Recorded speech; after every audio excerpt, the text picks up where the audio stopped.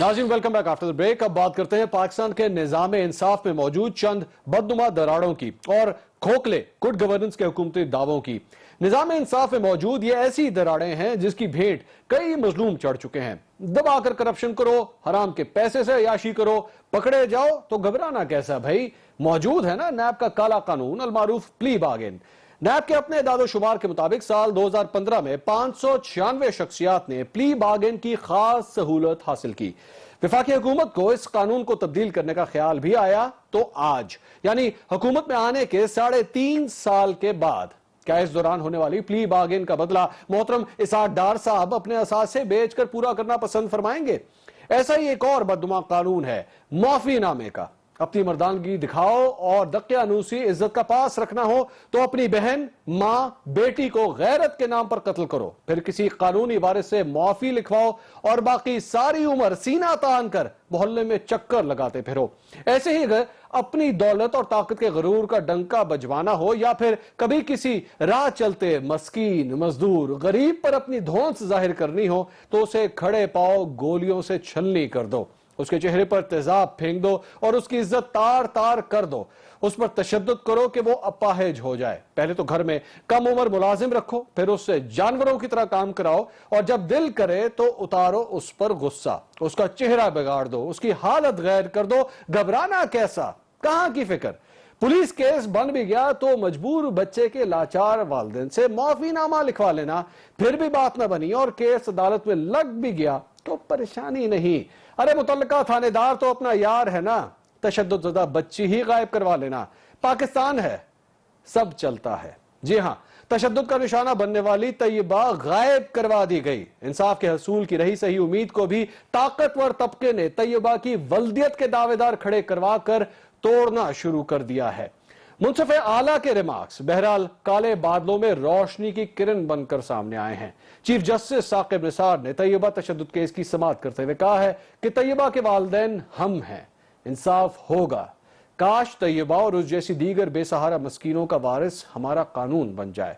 Taiba तशद्दुद case मुल्क की सियासी जमातों के लिए भी एक टेस्ट ट्रायल है। तहरीक इंसाफ हो या मुस्लिम लीग नून, गरीबों की नुमाइंदगी और अवामी खिदमत के दावों से एक लम्हा आंख ओझल नहीं करते। पानामा केस पर नून लीग और तहरीक इंसाफ दोनों जमातों के रहनुमा बाकायदगी से सुप्रीम कोर्ट में हाजिरी देते हैं, अपने अपने लीडर की गर्दान भी खूब लगाते हैं, मगर कोर्ट रूम नंबर 2 पानामा के बोझ तले दबके बैठे शायद दोनों जमातों के मसरूफ रहनुमा भूल जाते हैं कि चंद कदम के फासले पर कोर्ट रूम नंबर 1 में मजलूम बेटी की दबती आवाज को भी शायद उनकी मौजूदगी की जरूरत है। बेटी सिर्फ वजीर, मुशीर या वजीर आजम ही की नहीं होती, बेटी एक गरीब और मस्कीन की भी होती है। अगर विफाकी वज़रा और एमए ने अपनी सियासी खिदमात में से चंद मिनट निकालकर तैयबा तशद्दुद केस जैसे मामलात पर भी तवज्जो फरमा दें तो उनका अपना कद ही बढ़ेगा। कानून में मौजूद ऐसे तमाम सकम जिसका फायदा ताकतवर को होता है, जड़ से उखाड़ फेंकने होंगे। ऐसे कानून का क्या फायदा जो इस दरवाजे को ही ताला लगाने के मुतरादिफ हो, जहां से मजलूम को इंसाफ मिलने की उम्मीद रहती है। मगर कानून बदलेगा कौन? तो जनाब, कानून बनाना तो पार्लियामेंट का काम है, मगर जब सुप्रीम इदारा होने की दावेदार पार्लियामेंट की कमान ही ऐसे अफराद के हाथों में हो जो कानून साजी सिर्फ सुप्रीम कोर्ट की जानिब से सख्ती बरतने पर ही करते हों और वो भी मखसूस तबके के लिए, तो अवाम बस इंतजार ही कर सकते हैं। नून लीगी वुज़रा का वतीरा शायद अब यह बन गया है कि सवाल सुनते ही भड़क जाओ। कुछ ऐसा ही कल वजीर रेलवे ख्वाजा साद रफीक ने किया। कई मरतबा राब्ता करने के बावजूद वो लोधरा ट्रेन हादसे पर हमारे सवालात का सामना करने से इंकारी रहे। उनका यह कहना था कि एक मरतबा मीडिया टॉक कर दी है, स्टेटमेंट दे दी है, अब मजीद क्या करें भाई। इस सिलसिले में मैंने ट्विटर के ऊपर उन्हें ट्वीट किया और बताया कि ख्वाजा साद रफीक साहब ने हमें जवाब देने से इनकार कर दिया है। ख्वाजा साहब ने उसका जवाब दिया। ख्वाजा साहब ने कहा कि जनाब स्टेटमेंट दे दी है, अपनी रेटिंग बढ़ाने के लिए अब इस किस्म की हरकतें मत करें। मैंने आगे से सिर्फ एक ये जवाब दिया कि जनाब स्टेटमेंट देने का मतलब ये नहीं है कि आप बरी जिम्मा हो चुके हैं, सवालात मौजूद हैं, जवाब आपको देने पड़ेंगे। मोहतरम वजीर रेलवे साहब, अगर अपनी वजारत से मुतल्लिक सवाल इतने ही आपको भारी लगते हैं तो खुदारा अपने नाजुक कंधों को इस बोझ से आजाद कराएं। अगर इसके बावजूद 7-8 अरब रुपए के बजट के साथ भी आपकी रेल के फाटक हादसा का बायस बनते रहे हैं तो शायद आप इस ओहदे पर मौजूद नहीं होने चाहिए।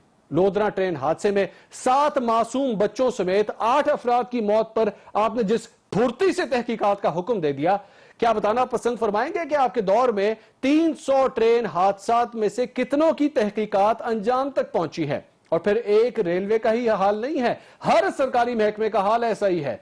पीआईए के जहाज उड़ाने के लिए टेक्निकल चेकअप के बजाय ज्यादा इन्हिसार काले बकरों की कुर्बानी पर हो गया है। नौबत यहां तक आन पहुंची है कि पीआईए के अपने डायरेक्टर ने इस्तीफा दे दिया कि महकमे को होने वाले नुकसान को झूठ बोलकर छुपाया जा रहा है। और क्या इसे बदकिस्मती कहें या हुस्न इत्तेफाक कि जिस खानदान के सर का ताज ही स्टील का कारोबार है, उस खानदान की हुकूमत में पाकिस्तान स्टील मिल्स को खसारे के बायस कौड़ियों के मोल बेचने की बातें हो रही हैं। कोयटा इंक्वायरी कमीशन रिपोर्ट पर चौधरी निसार अली खान साहब भड़क जाते हैं और खुद प्रेस कॉन्फ्रेंस करते हैं और यह कहते हैं कि मेरे साथ इंसाफ नहीं हो रहा, मुझे टारगेट किया जा रहा है, मुझे मौका नहीं दिया जा रहा जवाब देने का। चौधरी साहब, आपने वो प्रेस कॉन्फ्रेंस तो कर दी, उसके बाद क्या हुआ? अभी तक कोई अमनो अमान के मसले के ऊपर कुछ बेहतरी आई या नहीं आई? अभी कोयटा में कल ही हजारा बिरादरी को एक बार फिर टारगेट किया गया है। ट्रेन हादसे पर ख्वाजा साद रफीक, करप्शन की बात इसाक ढार को नागवार गुजरती है। पंजाब की जानिब देखें तो हालात वहां भी मुख्तलिफ नहीं। मुल्तान मेट्रो मंसूबा 9 माह की ताखीर का शिकार है और अब भी मुकम्मल होने की उम्मीद नजर नहीं आ रही। लाहौर ऑरेंज ट्रेन के मुतासिन आज भी दरबदर हैं और ऐसे में रह जाते हैं गुड गवर्नेंस के खोखले दावे, जिन पर समझ नहीं आता कि हंसा जाए या अफसोस किया जाए। यहां वक्त हुआ एक ब्रेक का। जब ब्रेक से वापस आएंगे तो हमारे साथ मौजूद होंगे सरदार नबील कबूल साहब और उनसे बात करेंगे कि क्या पाकिस्तान पीपल्स पार्टी में अब एक मरतबा फिर से एक जरदारी भारी होना शुरू हो चुके हैं। एक ब्रेक के बाद हमारे साथ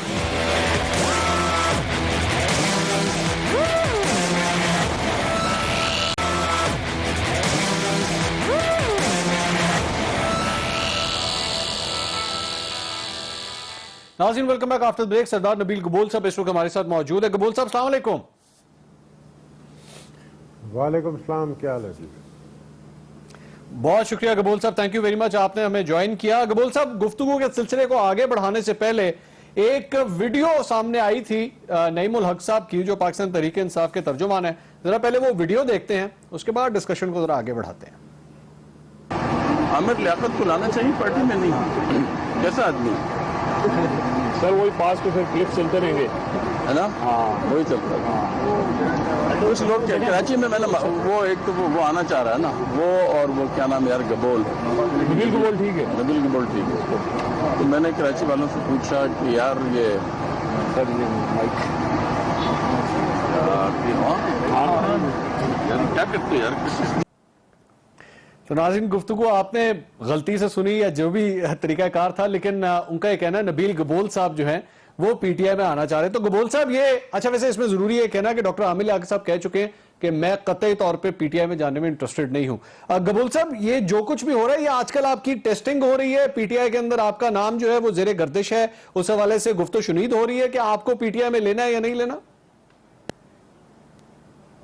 मैं ट्विटर पे यही देख रहा था कि मुझसे नईमुल हक साहब आए थे मेरे घर पर, मुझसे मुलाकात की और मैंने ट्विटर पे पोस्ट भी किया। अगर आप मेरे ट्विटर अकाउंट में जाकर देखें, अगर आपको इंग्लिश पढ़ना आता है तो आप उसमें देखें कि नईमुल हक मेरे घर खुद आए थे और उन्होंने मुझे ऑफ़र किया कि मैं पीटीआई ज्वाइन करूं। तो ये पूछना नईमुल हक का कि लेना चाहिए नहीं लेना चाहिए, तो वो जर्नलिस्ट से जो है ना राय मांग रहे थे, जिसपे जो साफ़ी हैं उन्होंने मेरी तारीफ की है, मैं उनका शुक्रगुजार हूँ।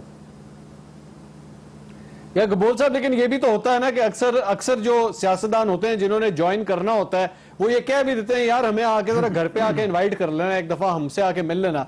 तो ये कहीं वो वाला केस तो नहीं है कि दरअसल में आपकी अपनी ख्वाहिश के ऊपर ही नईमुल हक साहब आपके घर आए?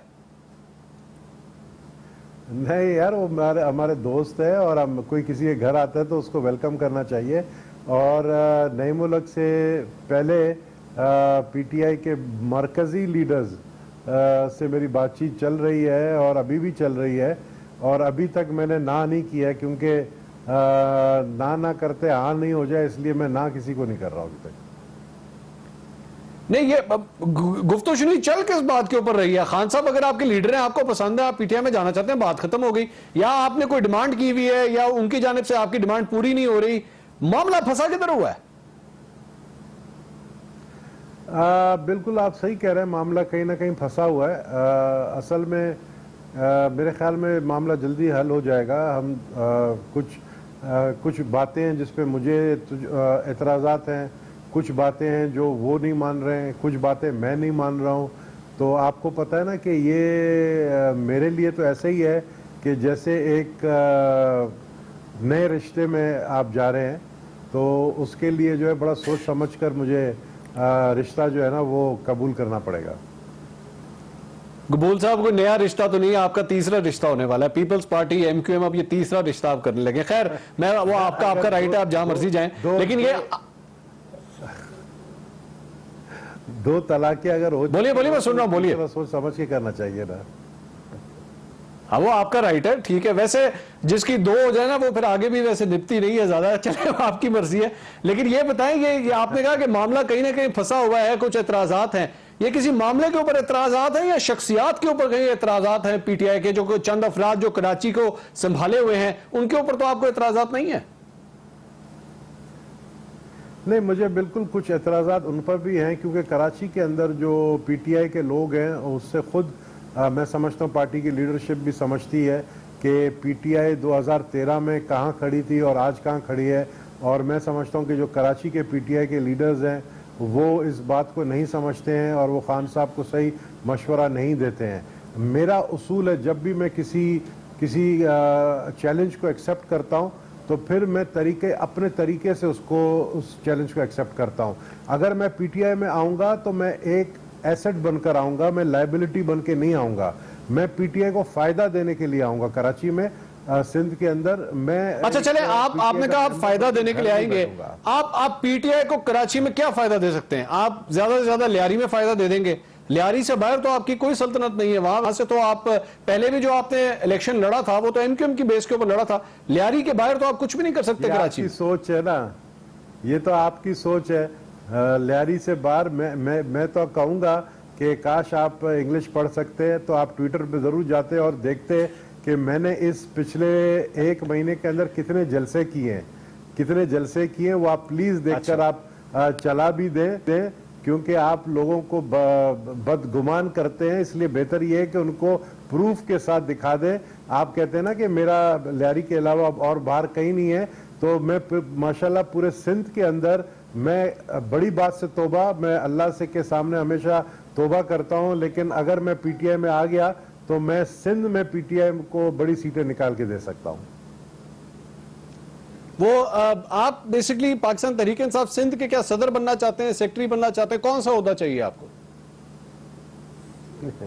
मैं कोई ओहदा नहीं लेना चाहता हूं, मैं बनना नहीं चाहता हूं, लेकिन मैं अथॉरिटी चाहता हूं। जिस तरह पाकिस्तान पीपल्स पार्टी जब तक शहीद बेनजीर भुट्टो साहिबा थी, जब तक मेरे पास फुल अथॉरिटी थी, और आज मौजूदा पार्लियामेंट के अंदर जो एमएनएज एमपीएज हैं उसमें तकरीबन मैं आपको बता सकता हूं कि 6-7 ऐसे हैं जिनको पीपल्स पार्टी में मैं लेकर आया हूं, जो आज एमएनए एमपीएज हैं। लेकिन कबूल साहब, एक और प्रॉब्लम है ना, आपको पीटीआई में अगर कोई ओहदा दे दिया जाए या अगर आपको अथॉरिटी दे दी जाए तो कम से कम सिंध के हवाले से या कराची के हवाले से एमक्यूएम के साथ आपकी पहले लड़ाई हो चुकी है, पाकिस्तान पीपल्स पार्टी से आपके वैसे मामला खराब हैं।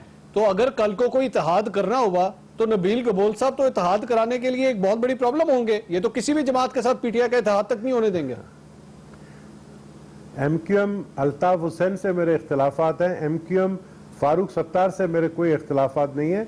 फारूक सत्तार साहब मेरे बड़े अच्छे दोस्त हैं, और फारूक सत्तार वो शख्स है कि जब मैं डिप्टी स्पीकर था सिंध असेंबली का, जब मैं चेयर पे बैठता था, एक मिनट कहते थे कि अगर फारूक सत्तार साहब, एक मिनट ठहरे, सुने नबील गबोल साहब, आपके बारे में पिछले हफ्ते मैंने फारूक सत्तार साहब का इंटरव्यू किया था, तो मैंने उनसे सवाल किया था कि नबील गबोल साहब आपके टिकट के ऊपर इलेक्शन लड़के हटे। तो मैंने उनसे ये कहा कि उन्होंने ये कहा कि मुझे 24 घंटे में पता लग गया था कि उस इलेक्शन के अंदर ठप्पे लगे हैं। तो मैंने उनसे कहा कि एमक्यूएम ने ये ठप्पे लगवाए होंगे। उन्होंने आगे से आपको पता है आपके बारे में क्या कहा था? उन्होंने ये कहा था वो ठप्पे हमने नहीं लगवाए, वो नबील गबोल साहब का अपना इनफरादी फेल होगा। तो ये आपके अच्छे ताल्लुकात हैं फारूक सत्तार साहब के साथ? देखो मेरी बात सुने, हम लोग जो सियासतदान है ना, हम लोग बड़े ड्रामेबाज हैं, हम लोग एक्टर हैं, हम लोग मीडिया में ये तो सही कहा, सामने कुछ है, बिल्कुल सही कहा, मैं आपकी बात से एग्री करता हूं। ये जैसा जैसा कैमरे से हम बाहर हटते हैं ना, हम लोग एक दूसरे के साथ गले मिलते हैं, एक दूसरे को पप्पियां देते हैं। ये आपकी इसी बात की वजह से आपने जो अभी आखिरी बात की है ना, इसकी वजह से मुझे यहाँ पे ब्रेक ले, ठहरे एक मिनट, वो नबील गोल साहब मुझे ब्रेक लेनी पड़ेगी, वो पप्पी नहीं, मुझे ब्रेक लेनी पड़ेगी, पता नहीं शायद ये जो कुछ आपने कहा जो अल्ताफ हुसैन देता ये है। सेंसर भी है। अच्छा मुझे ब्रेक लेने दें, ब्रेक लेते हैं, ब्रेक के बाद इस गुफ्तगू को मजीद आगे बढ़ाएंगे।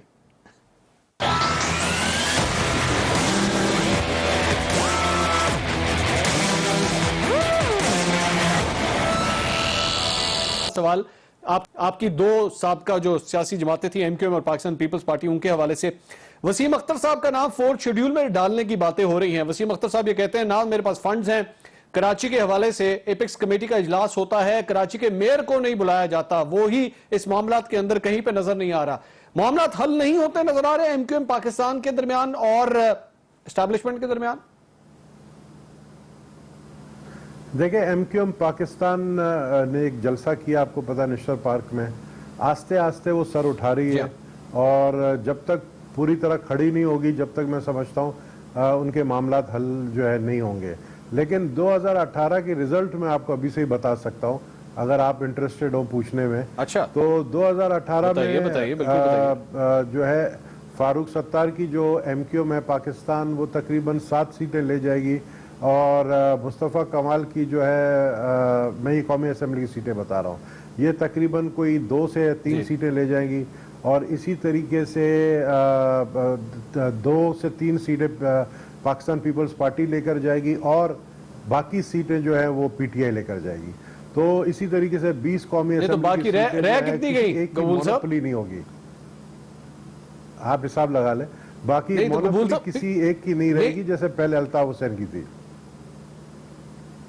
तो इसमें अगर गबूल साहब क्या फिर रोल अदा कर सकते हैं पीटीआई के लिए? अगर मोनोपोली नहीं रहेगी तो गबूल साहब पीटीआई के लिए क्या कर सकते हैं? देखिए, मैंने पहले आपको कहा कि मैं पीटीआई में अगर जाऊंगा तो पीटीआई के लिए लायबिलिटी नहीं होगा, एसेट बनकर जाऊंगा। मैं समझता हूं कि इस चलो ठीक है, आगे चलते हैं पीपल्स पार्टी के हवाले से कुछ जल्दी से बता दें, पीपल्स पार्टी के हवाले से जल्दी से बता दें। बिलावल भुट्टो जरदारी साहब का जो एक छोटा सा दौर था बतौर चेयरमैन प्रॉपर्ली पार्टी को संभालने का, वो खत्म। आसिफ अली जरदारी साहब ही अब सारे शॉट्स कॉल करेंगे। मैं समझता हूँ कि आसिफ अली जरदारी साहब आ गए वापस और वो को चेयरमैन है और उनको एक्सपीरियंस बहुत है और वो सदर पाकिस्तान भी रहे हैं और मैं समझता हूँ कि अब सारे फैसले वही करेंगे जो नजर आ रहा है। लेकिन मैं साथ साथ ये कहूंगा कि उनका कौमी असेंबली में जाना मुझे समझ नहीं आ रहा है, क्योंकि वो कह रहे हैं मैं लीडर ऑफ द ऑपोजिशन भी नहीं बनूंगा, वो बैक बेंच पे तो साबिक सदर की हैसियत से बैठेंगे नहीं। तो मैं समझता हूँ कि बिलावल को उनको आगे करना चाहिए पार्लियामेंट के अंदर और बिलावल पार्लियामेंट में अपना रोल सही प्ले कर सकता है। बहुत शुक्रिया नबील गबोल साहब। सरदार नबील गबोल साहब की गुफ्तगू आपने सुनी। सियासी पंडित होने के नाते बड़ी बड़ी प्रेडिक्शंस करते हैं, गहरी नजर रखते हैं, लेकिन कभी कभार उनकी प्रेडिक्शन सही भी होती है, लेकिन कभी कभार गलत भी साबित होती है। अब देखना यह है कि 2018 के इंतखाबात वो किस टिकट के ऊपर लड़ने जा रहे हैं। प्रोग्राम टू द पॉइंट से अब तक इतना ही। अल्लाह हाफिज।